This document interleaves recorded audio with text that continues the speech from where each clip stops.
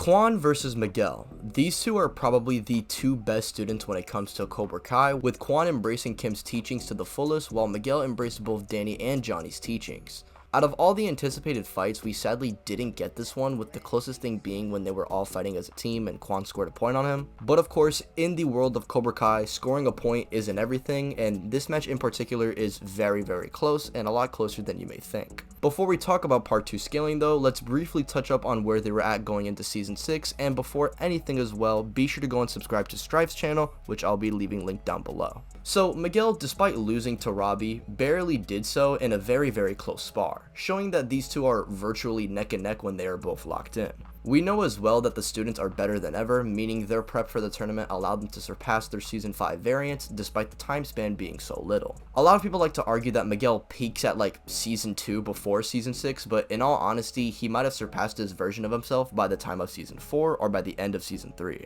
It was shown after he found his resolve and will to fight again, his back has never been better, and he'd go on to master an entirely new style, which Johnny admitted to Daniel would make him stronger. Since then, and even after discovering who his father really was, Miguel had nothing holding him back mentally anymore, and we see in season 6 he and Robby, like I said, are virtually neck and neck, and you may be able to argue that Miguel was holding himself back because he was too, worried about school. But I feel like this is kind of silly because this would be more reason for Miguel not to hold back on Robby, and they make that clear when showing the spar. And also, Johnny just says that the fight could have gone either way, and in his words, he choked. Now, Quan in part 1, despite only having one fight, does actually have pretty decent scaling. Kim claims that all the Cobras here are better than Kreese's students, meaning at least Yoon should be above season 5 Tory by a decent bit, considering he's their best student. Once Kreese tells Quan to take initiative, he not only managed to embarrass Yoon, but also soundly defeats Chung-hee and Min-sol, which pretty much means that Quan is no-selling fighters that should be decently above Tory.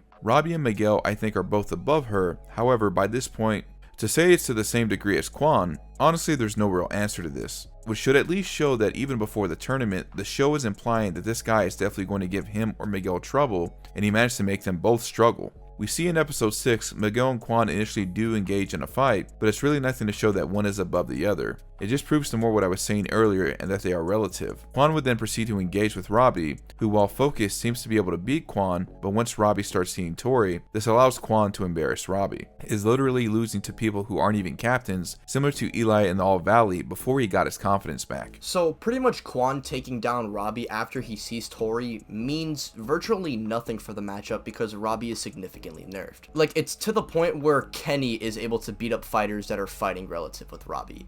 It's that bad. Miguel even calls him out on this and has to pick up on his slack. Now, Miguel, like I said, is pretty much neck and neck with Robby going into part 2, while Quan seems to be just a bit below this version of Robby, at least the one going into the tournament. However, we do see after Robby is able to regain his focus when he faces Quan again, Robby is able to beat him in a straight one-on-one confrontation. Now, before this, Quan was able to score on Miguel and eliminate him, and mind you, this was also after he just got done eliminating Sam, but we have to remember that Quan already is relative to Miguel. Him scoring the point, in my opinion, doesn't mean Miguel would lose in a straight up confrontation. If anything, it would just prove to what me and Strife said earlier and the fact that they are relative. And this is more consistent with what we see in the finale, as Robby and Miguel both combat Axel, who we kind of see deal with Quan with no issue. But the issue is that Miguel and Robby themselves don't really scale to Axel either. It's really weird. But he should be more bloodlusted against Miguel due to him gunning for him the whole season.